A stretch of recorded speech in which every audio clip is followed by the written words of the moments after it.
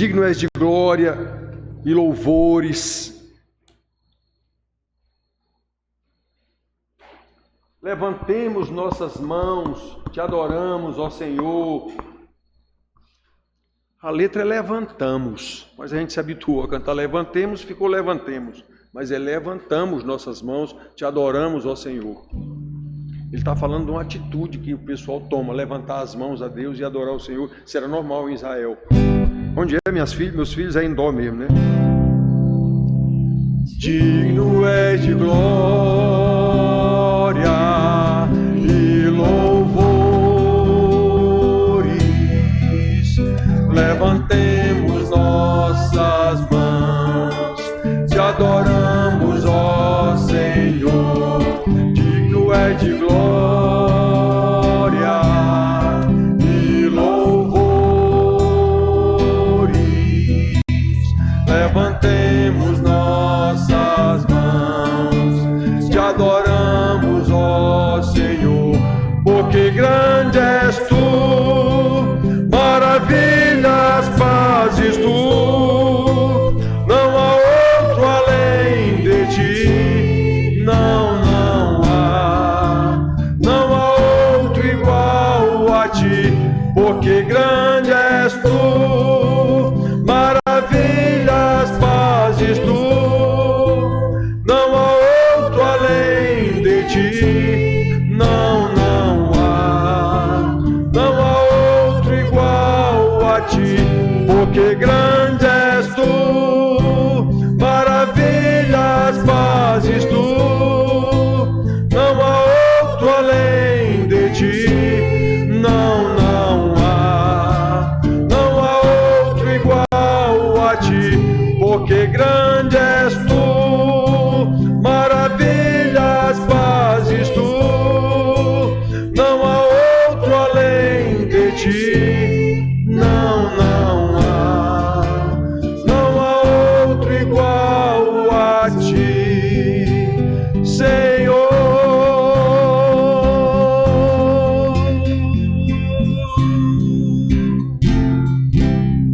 Oh, que maravilha, irmãos.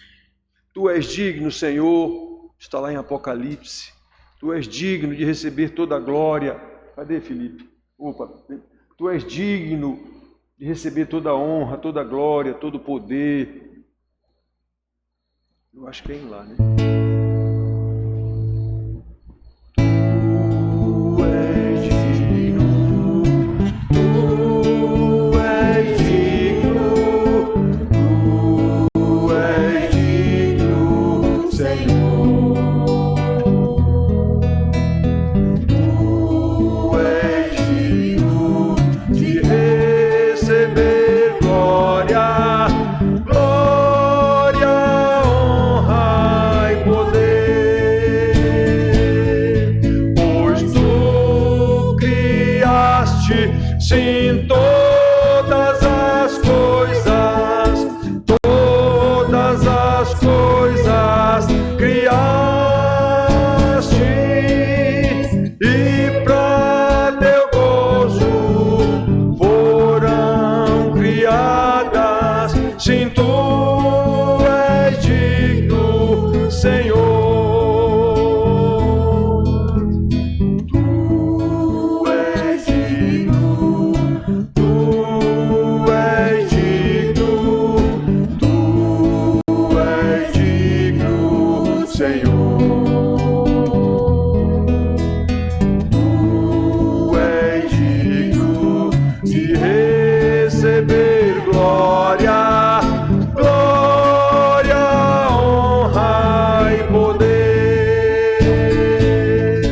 Pois tu criaste, sim, todas as coisas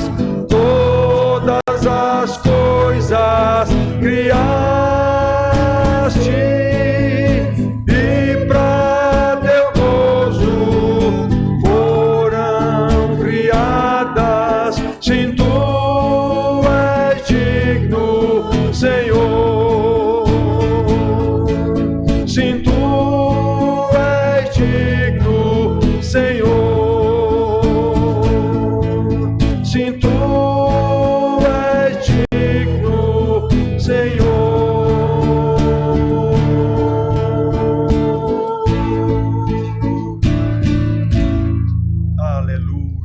Louvado seja Deus. Vamos orar com Jane. Senhor nosso Deus, Pai maravilhoso, nós te louvamos, Senhor, por esse momento aqui de louvor, em teu santo e bendito nome, Pai. Em nome de Jesus, Senhor, dirige todo o culto, Pai. Esteja conosco, Senhor, usando o pregador desta noite para falar aos nossos corações, Pai. Que nós possamos, com a tua graça infinita, guardar esta palavra no nosso coração, Senhor, para não pecarmos contra ti. É assim que nós te oramos, Senhor, para essa parte do culto. Em nome de Jesus. Amém. Amém, amém e amém. Como eu disse para vocês, nosso boletim, todos eles, a mensagem do boletim é ensinamento doutrinário. A gente não escreve aqui curiosidade ou conhecimento secular. Conhecimento secular a gente aprende na faculdade, na escola. Sempre, todas as mensagens do nosso boletim são mensagens doutrinárias, de ensinamento bíblico. Por quê?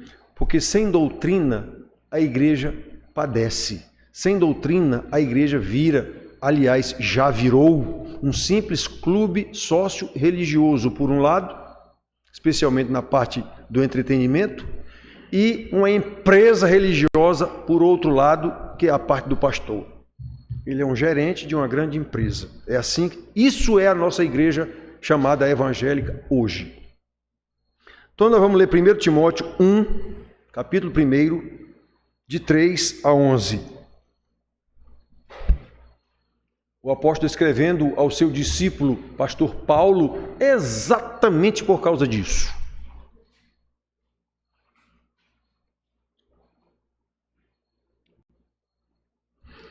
Acompanhem a leitura, irmãos. Paulo diz assim ao seu discípulo, pastor Timóteo: quando eu estava de viagem rumo da Macedônia, te roguei permaneceres ainda em Éfeso, para admoestares a certas pessoas, a fim de que não ensinem outra doutrina, nem se ocupem com fábulas e genealogias sem fim, que antes promovem discussões do que o serviço de Deus na fé.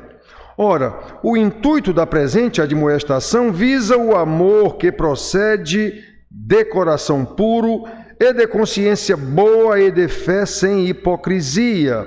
Desviando-se algumas pessoas destas coisas, perderam-se em loquacidade frívola, isso quer dizer falatório sem fim, né? Pretendendo passar por mestres da lei, não compreendendo todavia nem o que dizem, nem os assuntos sobre os quais fazem ousadas asseverações. Exatamente, ele explica aqui o que é loquacidade frívola. Muito bem.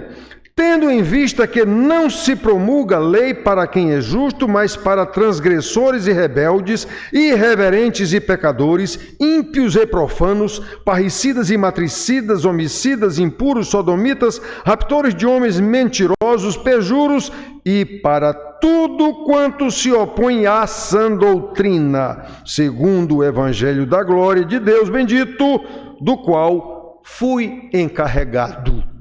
Ele era um apóstolo. Então, irmãos, é comum, vocês já me ouviram afirmar isso aqui várias vezes, e a gente ouve de vez em quando algum pastor afirmar também isso, né?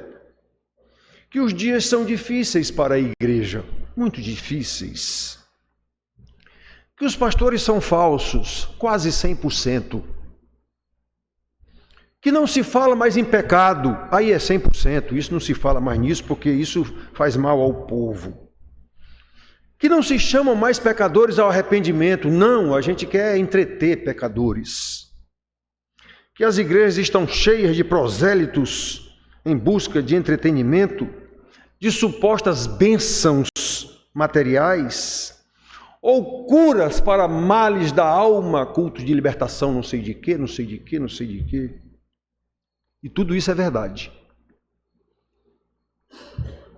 É verdade, mas a gente fica dizendo, os tempos hoje, isso não é novidade.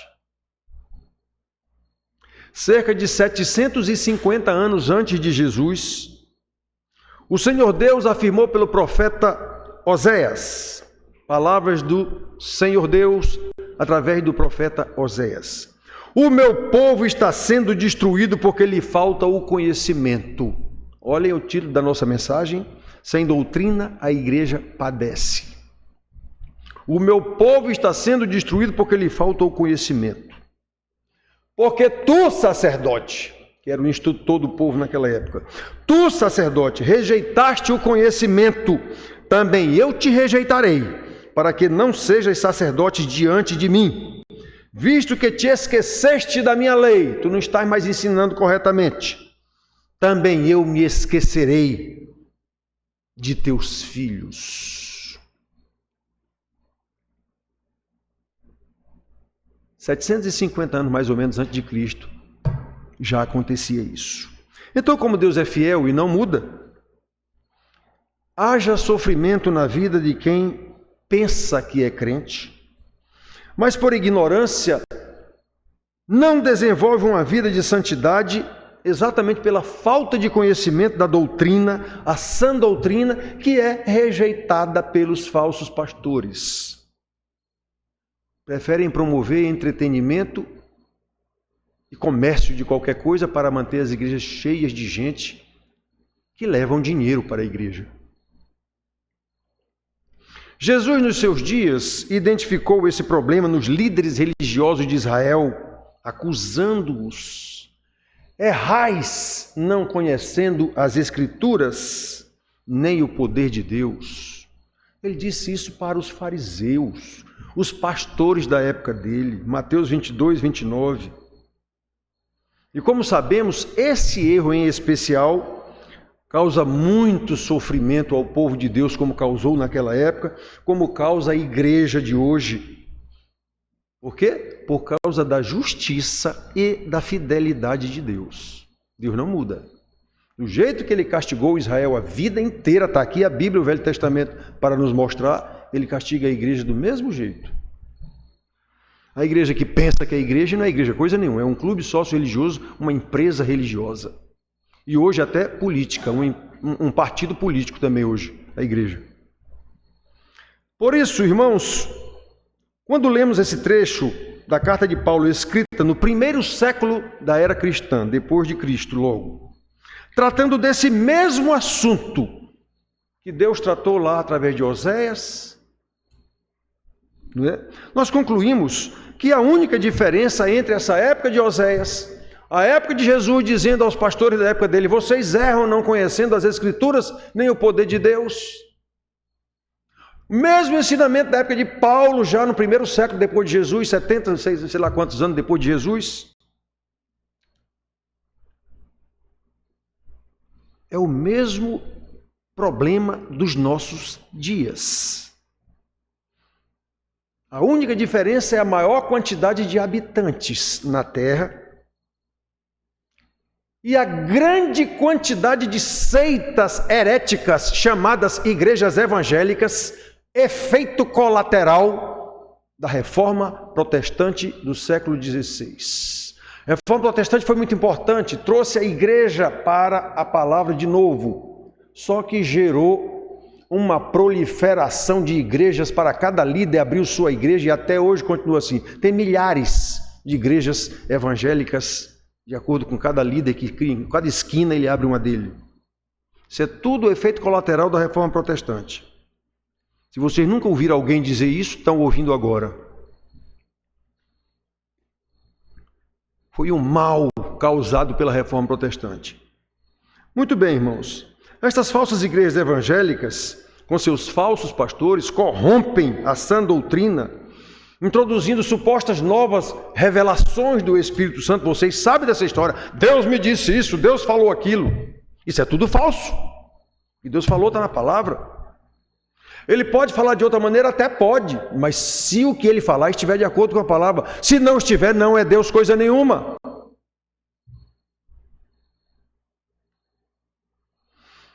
De sorte que a igreja de Cristo se vê cada vez mais contaminada por falsos ensinos, em total desacordo com a sã doutrina, o que gera terrível sofrimento para a igreja. E isso nos deixa profundamente tristes, porque em consequência da aceitação dessas supostas novas revelações divinas, vemos até pessoas bem intencionadas nas igrejas, porém totalmente equivocadas, achando ser possível andar no Espírito Santo, sem pautar sua conduta de acordo com a sã doutrina, conforme as Escrituras Sagradas, por absoluta ignorância da doutrina, porque não lhe é ensinada. Como Deus diz por Oséias aqui: tu, sacerdote, te esqueceste da minha lei? Meu povo está padecendo por falta de conhecimento. Essas pessoas que acreditam nas supostas novas revelações divinas, ao mesmo tempo em que negligenciam a doutrina, até porque não sabem, via de regra, pelo alto engano do pecado, ainda pensam que são até mais crentes do que as outras. E vivem em reunião de oração: Deus me falou isso, Deus me falou aquilo, Deus me disse isso, Deus me disse aquilo.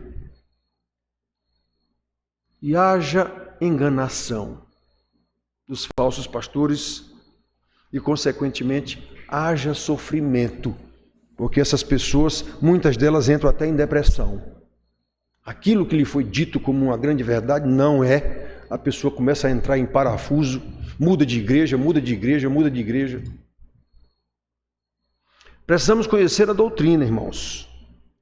E o que esse trecho de Paulo nos ensina?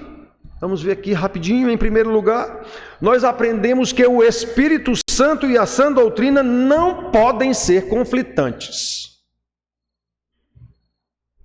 Um problema já existente lá na época, que Paulo chama a atenção. Timóteo, meu filho, eu te roguei permaneceres aí em Éfeso ainda, para admoestares a certas pessoas, isso era mestres dentro da igreja, a fim de que não ensinem outra doutrina. Isso já havia lá no tempo de Paulo.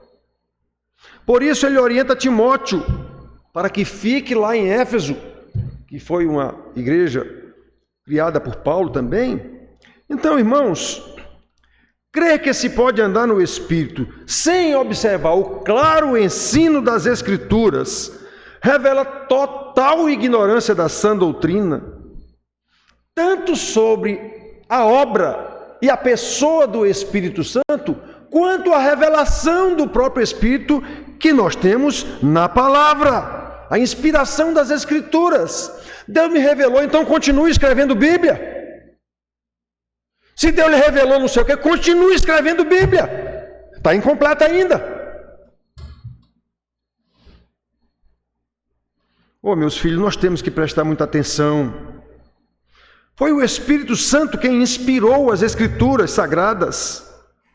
E é por isso mesmo que nós não encontramos em nenhum lugar da Bíblia um escritor se contrapondo ao que o outro também escreveu.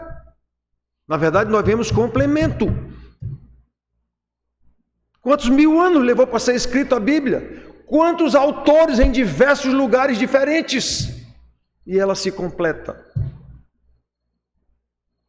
O texto de 2 Pedro 1, 20 e 21, a gente já pegou nesse texto aqui também, de vez em quando fala, diz assim: sabendo primeiramente isto, Pedro escreveu para as igrejas da dispersão, os irmãos da dispersão. Que é dispersão? Por causa da perseguição de Nero na época, o povo foi para tudo quanto é lado. Então Pedro escreveu para esses irmãos da dispersão. Lá diz onde esses irmãos estão, Ponto, Capadócia, não sei o que, um bocado de lugares. Então ele escreveu assim: sabendo primeiramente isto, que nenhuma profecia da Escritura provém de particular elucidação. Ou seja, não foi o Senhor, o próprio escritor, que inventou aquilo. Porque nunca, jamais, qualquer profecia, aliás, foi dada por vontade humana. Entretanto, homens santos falaram da parte de Deus, movidos pelo Espírito Santo. Então, se eu tenho as Escrituras, que foram profecias dadas por Deus a seus profetas e apóstolos para escreverem, inspirados pelo Espírito Santo, então não há possibilidade nenhuma do Espírito Santo me dar alguma revelação que esteja em desacordo com a palavra que ele revelou. Uma pessoa que não saiba disso não é crente e muito provavelmente não será. Não há nova revelação divina para ser repassada à igreja, além do que já foi revelado aos profetas e apóstolos que produziram as Escrituras Sagradas que nós temos em mão aqui, inspirada pelo Espírito Santo. E hoje ele nos ilumina para que a gente tenha o entendimento pelo ensinamento de um pastor. É assim que está escrito na Bíblia.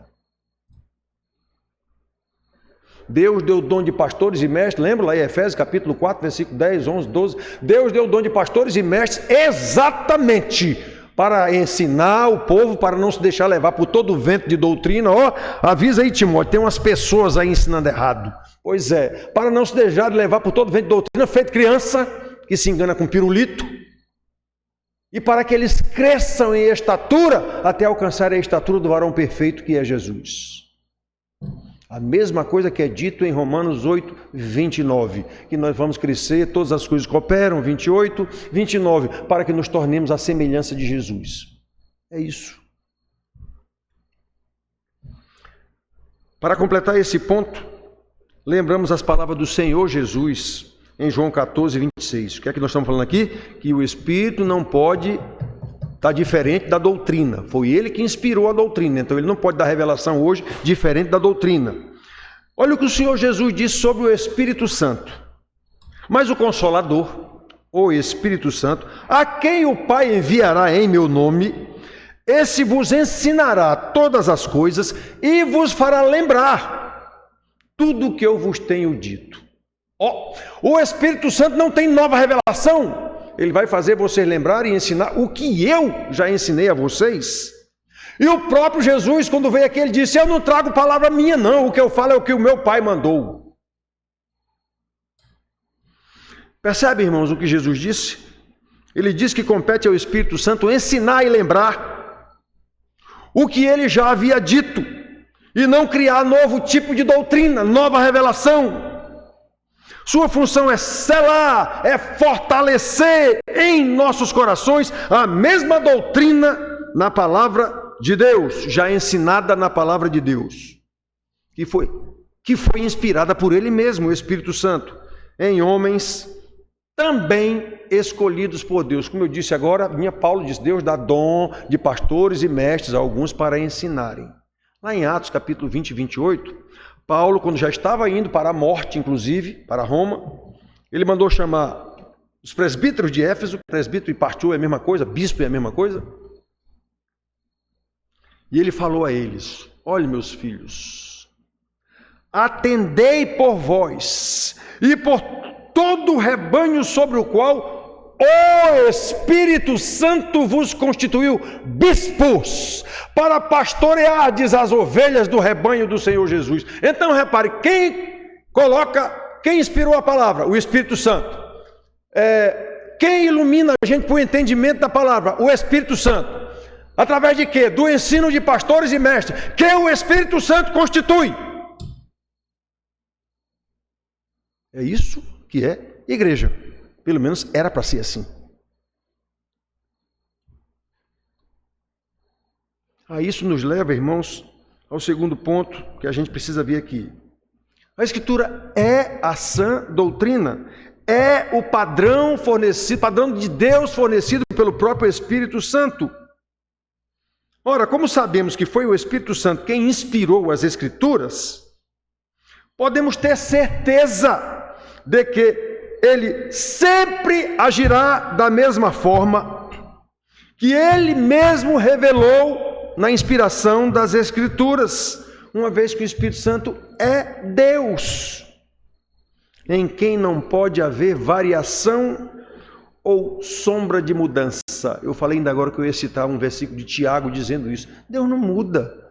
Quem tem alguma noção do que é Deus é eterno, se ele é eterno, ele não pode mudar. Deus é eterno, ele não pode mudar, ele é eterno, o que foi, será sempre. E ele deixou a Escritura para a gente entender essas coisas até o limite de que nos é dado entender. Nós não temos condição de entender o que é eterno. Por quê? Porque nós somos temporais, seculares. Nós temos um começo e um fim aqui nesse mundo, não temos condição, não cabe dentro de um copo o oceano, não cabe dentro de um finito o infinito, que é Deus. A gente só sabe o que ele se revela a nós.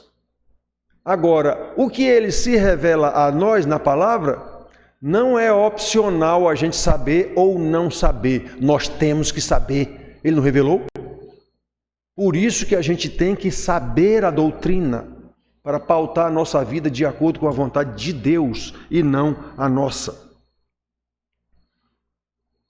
Não pode haver variação ou sombra de mudança em Deus. Isso quer dizer, irmãos, que a palavra de Deus, a sã doutrina, é o único padrão confiável para pautarmos as nossas vidas, a nossa conduta como cristãos, como servos de Deus. A igreja não sabe mais o que é isso. A igreja que nós conhecemos hoje. Deus é que é servo da igreja. Povo de igreja não sabe mais o que é ser servo de Deus, não. Deus é que tem que nos servir agora. Eu ouvi um pastor dizendo, se Deus não está lá no céu para me abençoar, para que eu quero Deus? Eu vi um pastor dizendo isso.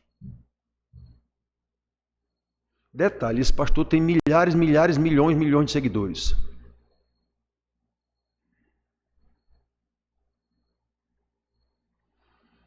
Irmãos queridos, se não adotarmos a Bíblia como nossa única regra de fé e prática, como é uma afirmação da Reforma Protestante, a Bíblia é a nossa única regra de fé e prática. A questão é, como é que eu vou pôr em prática uma regra que eu não conheço?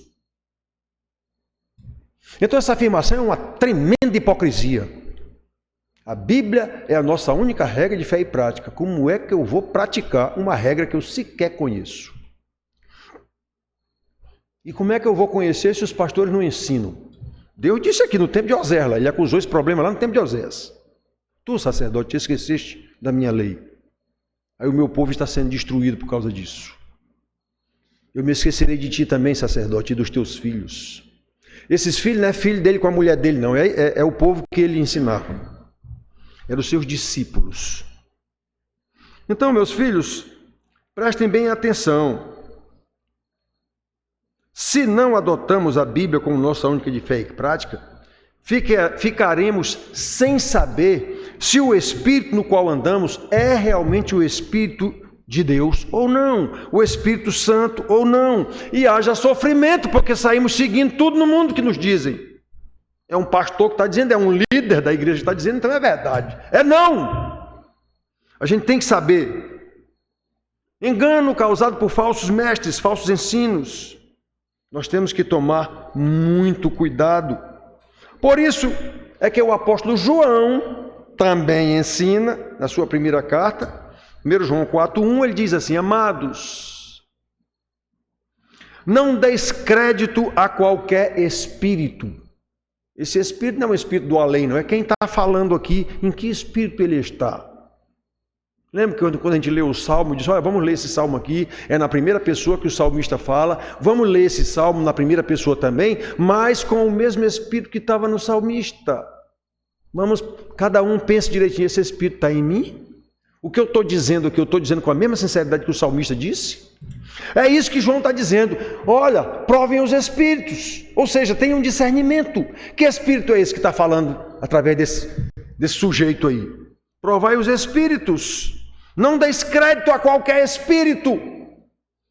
Havia os profetas naquela época itinerantes que andavam, rabinos peripatéticos que andando. Jesus era um, ele não tinha uma igreja, um local para ensinar, ele saía ensinando à medida que andava.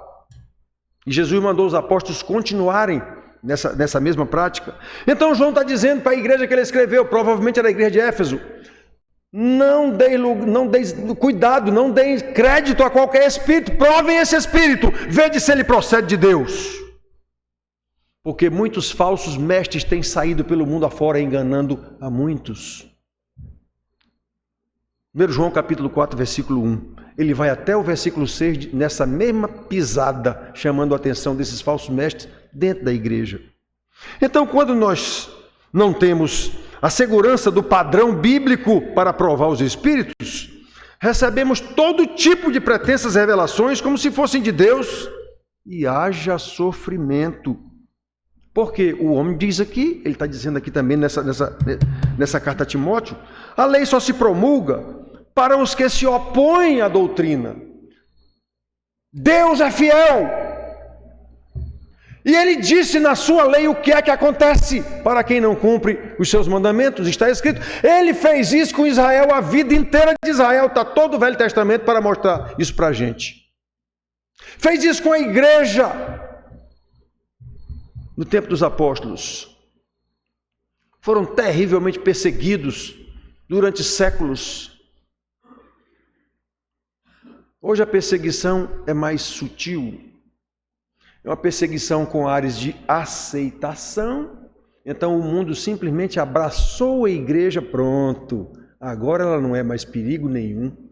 Não prega mais arrependimento, não chama pecadores ao arrependimento. Vive todo mundo do mesmo jeito do mundo, só com um nome, com a placa igreja, presbiteriana não sei das quantas, batista não sei das quantas, mas é tudo igualzinho. Qual é a diferença de um clube que tem ali, do Jangada Clube, ou sei lá quem? Nenhuma diferença.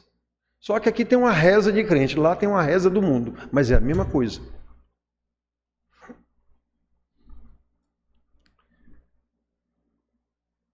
A lei só se promulga para os que se opõem à sã doutrina, segundo o evangelho da glória do Deus bendito. O homem diz aqui no versículo 9.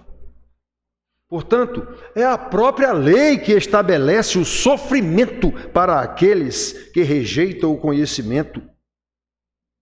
Esta deve ser a principal preocupação de um pastor. Como Paulo diz lá em Atos, eu li aqui, cuidem de vocês mesmos e da igreja, sobre a qual o Espírito Santo vos constituiu bispos, para pastorear as ovelhas que Cristo comprou com seu sangue. A principal preocupação de um pastor, como nós vemos aqui em Paulo e em João, irmãos, provem os Espíritos, vede se procedem de Deus, porque muitos falsos mestres têm saído pelo mundo afora. Timóteo chama a atenção de algumas pessoas que estão ensinando errado, né, na igreja. Ele era os primeiros pastores da igreja, Timóteo, Tito. Portanto, meus filhos, concluindo, como falamos no início, a grande quantidade de seitas heréticas, travestidas de igrejas evangélicas, lideradas por falsos pastores, arrastam multidões que preferem ouvir as supostas novas revelações, multidões que preferem obter experiências ditas espirituais, multidões que preferem entretenimento, ignorando ou rejeitando a sã doutrina, o que nos causa grande tristeza. Vocês sabem como eu sou triste com isso aqui e o quanto eu luto para ensinar aqui. Por isso nós precisamos ter plena consciência destas verdades doutrinárias. Vamos repetir os 2 pontos que a gente citou aqui. Primeiro, que não pode haver conflito entre o Espírito Santo e a doutrina, que é a palavra, uma vez que a doutrina é a revelação do próprio Espírito Santo de Deus. Segundo, que a doutrina bíblica é o padrão divino a ser observado na nossa conduta, para termos um firme relacionamento com Deus e andar nos caminhos do Senhor. Não pode haver outra opção. Qualquer ensinamento diferente deve ser combatido. E estamos aqui há 19 anos fazendo isso, combatendo isso. Seguindo a mesma orientação de Paulo a Timóteo aqui. Por quê? Porque, como ele diz aqui, sabemos que a lei é boa. Se alguém dela se utiliza de modo legítimo, tendo em vista que não se promulga a lei para quem é justo, mas para transgressores e rebeldes, irreverentes e pecadores, para tudo quanto se opõe à sã doutrina, segundo o evangelho da glória do Deus bendito, versículos 9 a 11 que lemos. Que Deus nos conceda a graça, meus filhos, de sermos diligentes no estudo da sua palavra, para que possamos aprender e observar, pôr em prática tal história lá da Reforma Protestante. A Bíblia é a nossa única regra de fé e prática. Para eu botar essa regra em prática, eu tenho que saber a regra. Que possamos aprender e observar a sã doutrina, como nós ensinamos aqui em todas as oportunidades, a fim de que, além de evitar muito sofrimento causado pela falta de doutrina, como lemos aqui, lá em Oséias e no tempo de Jesus, nós vivamos realmente para louvor da glória do nosso Senhor e Salvador. Amém.